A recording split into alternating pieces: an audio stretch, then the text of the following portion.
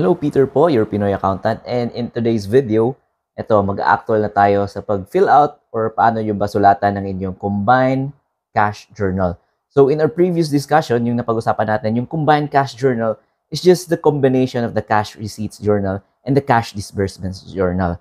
So pinakita ko sa inyo kung paano nyo i-fill outan yung mga columns in our previous video. So ito yung mga columns natin. Pakita ko lang ulit sa inyo. Ayan. So ito yung mga heading natin. The date, of course, it's important. And then the invoice number or reference number ng ating supporting document. And then kita nyo dito, customer or the supplier and the description. Kung ano yung binili natin or ano yung nabenta natin. And kanino natin binenta at kung sino yung ating supplier. And of course, ito na yung mga account titles or yung mga journal entries na kailangan natin to record our mga transaction. So, 14 columns pala yung gamit natin. Yan, bilangin nyo. 1 hanggang 14. So, yung nabanggit nga natin kanina is pinagsama lang natin yung cash receipts at cash disbursement. But yung problem lang dito is masyadong konti lang yung kahit 14 columns. So, ito yung napag-usapan natin in our previous video. Lalagyan na lang natin ng debit others and credit others in case na wala dito sa mga column yung mga account titles na kailangan natin. And then the last column is lalagyan na lang natin ng nature or type. For example, ano ba siya? Fuel expense, ganun, marketing expense. For example, wala siya dito sa ating mga columns. So, ganun lang kasimple ang combined cash journal, di ba? Accounting is an art kasi. So, yun, kinumbine na lang natin yung mga cash transactions. So, we have here an example. Ito, mga sample natin na transactions. So, i-record natin to sa ating books dito sa combined cash journal. So, first transaction natin, so magsasample tayo. And this is a Canva. So, Canva, ano ba yung purpose ng Canva? It's more on creating yung mga brochures niyo, mga flyer. So, saan expense ba nabibilong yan? So, yung key dito, hanapin nyo, ano bang expense yan? Sa rental ba yan? Taxes? Utilities? Supplies? Ayan. So, kita ninyo, actually, wala siya dito. So, ilalagay natin to dito sa others. So, ano to? Dapat marketing and advertising expense. So, ito, simulan na natin sa pagsulat. The date, this is September 4. So, ilalagay nyo dito sa date, September 4.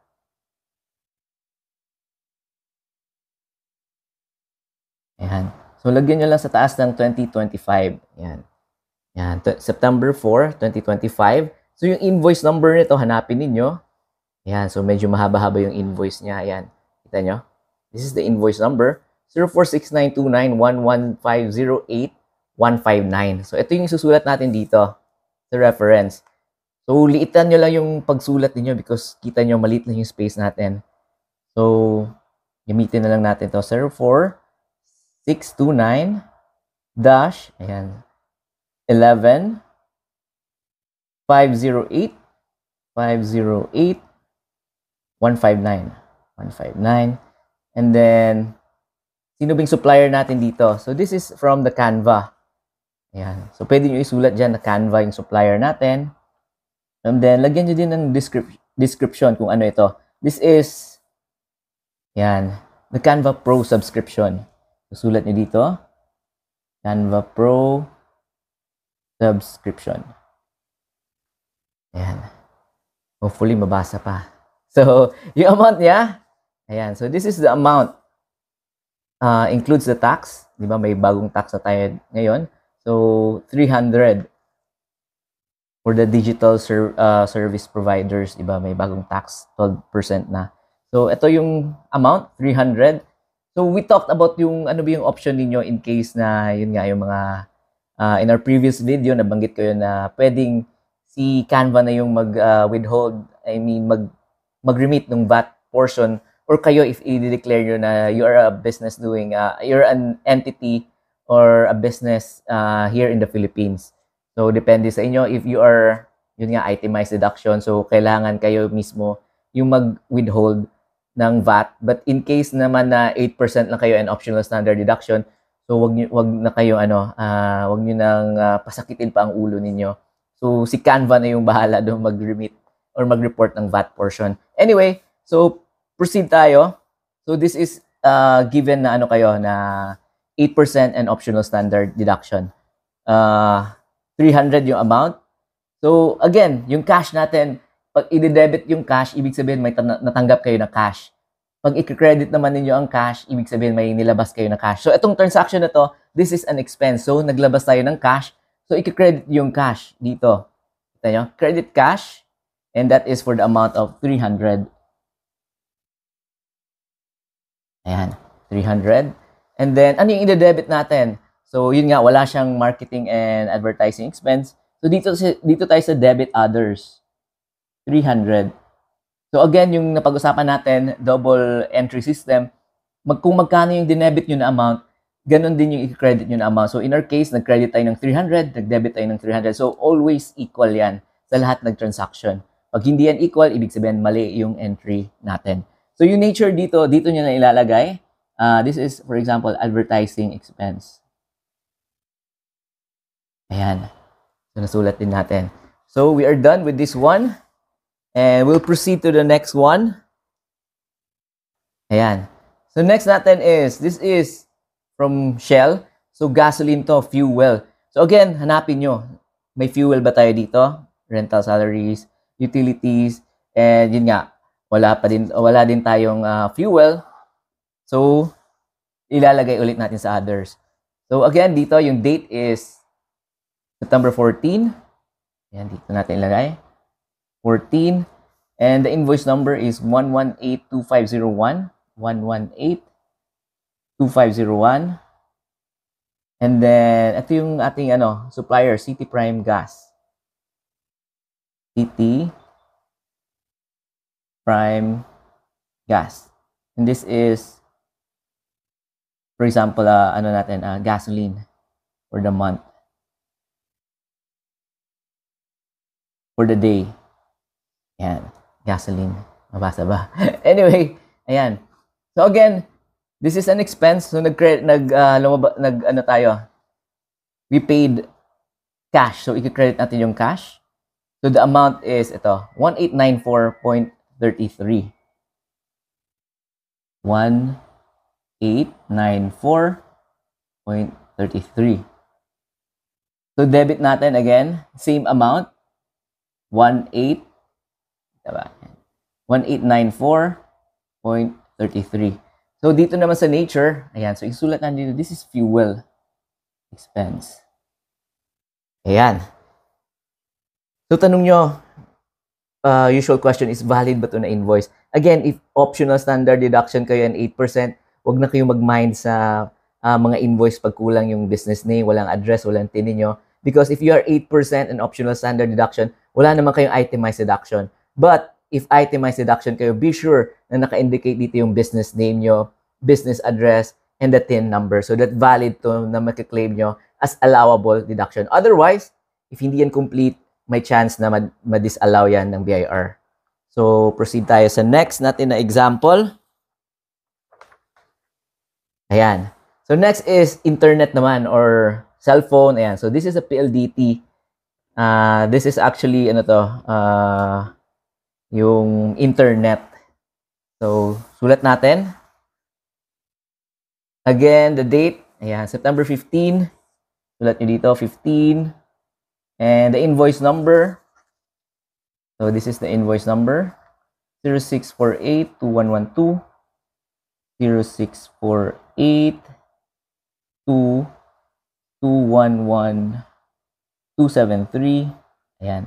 And the supplier natin, PLDT.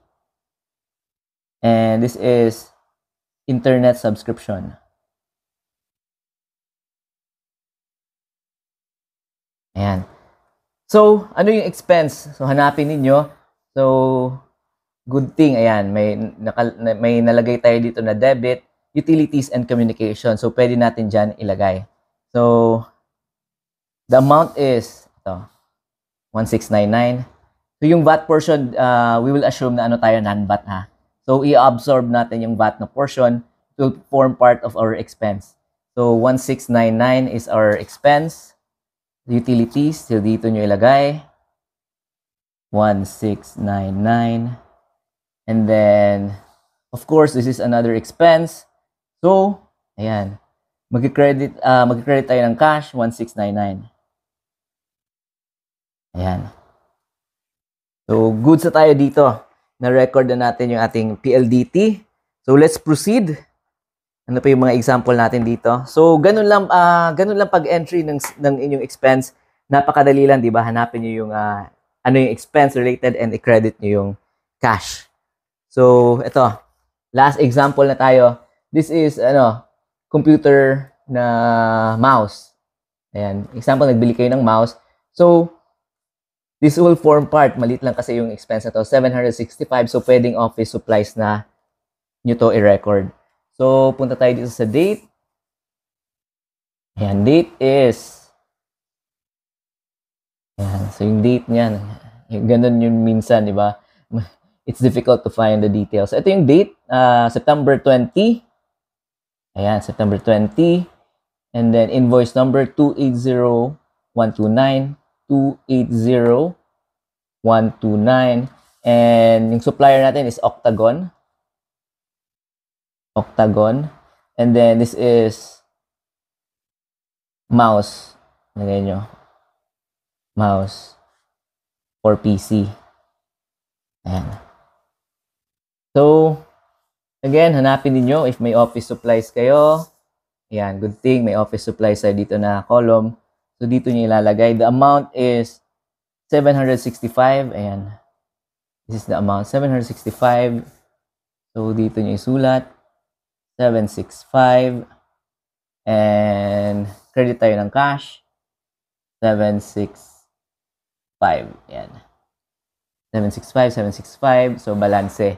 So, for example, yung sales naman, wala tayong sample dito na sales. So, for example, nakabenta kayo nung September 30. Ayan. So, lagay nyo ano yung invoice number na in-issue ninyo. For example, nag-issue kayo ng invoice number 888. Ayan. So, sulat yung customer ninyo. So, sabihin natin si Ryan Bang. Ayan. For example lang yan, ha? Ryan Bang. And then, ano yung service? For example, marketing services ninyo. So, for example, yun, nagbayad si Mr. Ryan Bang sa inyo. Kayo kasi yung nagbamanage, for example, ng kanyang Facebook, and then you created sa mga advertisement, or kayo yung taga-promote ng kanyang page. So, ayan. So, for example, ayan, Ryan Bang. So, yung binayad sa inyo ni Ryan Bang, for example, 10,000. Ayan, 10,000. So, i-debit nyo again, nag-increase yung cash natin. Debit cash, 10,000. And then, ang kaakibat niya na credit is sales. Ayan, 10,000. So, yun. Always remember, equal. Debit natin, cash, 10,000. Credit sales, 10,000. So, equal yan. So, yun. So, yun lang yung video natin for today. We just had itong example, di ba? Pinakita ko lang sa inyo on how you can use your combined cash journal. So, again, don't forget to subscribe pa lang sa ating YouTube channel. If may mga comment kayo and questions, just comment down below and sasagutin ko yung mga tanong ninyo. So, ganun lang. Again, yung key lang talaga dito is, yun, isulat nyo dito ano yung mga debit and credits na usually ginagamit nyo sa inyong transaction, kagaya na to, rental, supplies, ayan, office supplies, ayan, communication, ayan, sales, ayan. So, lahat yan, ito yung mga entries na sa taas. And then, ayan, isulat nyo lang yung details. Napakadali lang if may mga invoice na kayo from your customer and yung in-issue nyo yung invoice dito naman sa inyong sales. So, yun lang ating video for today. My name is Peter, your Pinoy accountant. And thank you again for watching. And I'll see you in our next videos. Bye!